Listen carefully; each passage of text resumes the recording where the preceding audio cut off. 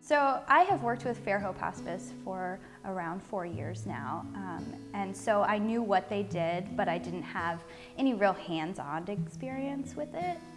And so when Nanny decided that she wanted to come to the Pickering house, I felt comfortable because I knew them, but I had no idea what we were in store for. We got here and I ended up getting married in this place, and so it will always have a special place in my heart. Mom was one of those individuals that was bigger than life.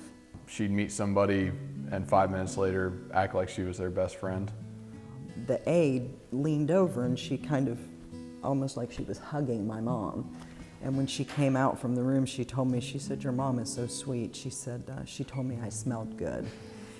And I said, "Well, that sounds about like her." And she said, whenever I make an occupied bed like that, I always wrap my arms around the person because I don't want them to have the sense that they're falling out of the bed. And I thought, wow, what a small, insignificant thing. Those are the kind of things you do for people that you love and your family, not complete strangers.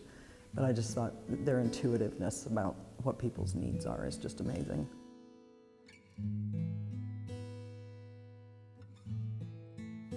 I think it made Helen's passing a lot easier.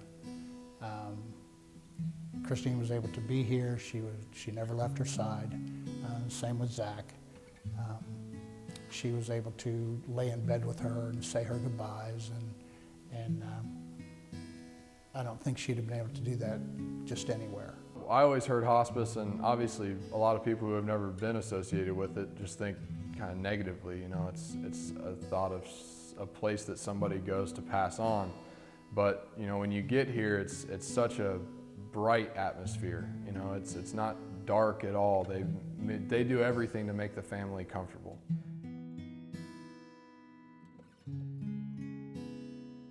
She looked up at us and said, "The wedding."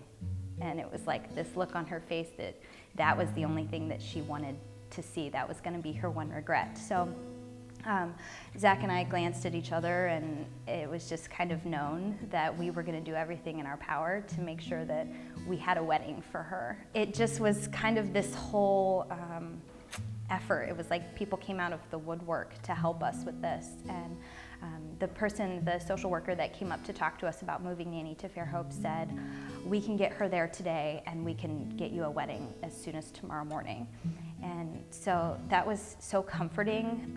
I think I didn't think that it was truly going to happen until I walked down the aisle of this room, because we were very adamant that we wanted Nanny to be awake and to know what was happening, because without that, it wasn't going to mean something to her.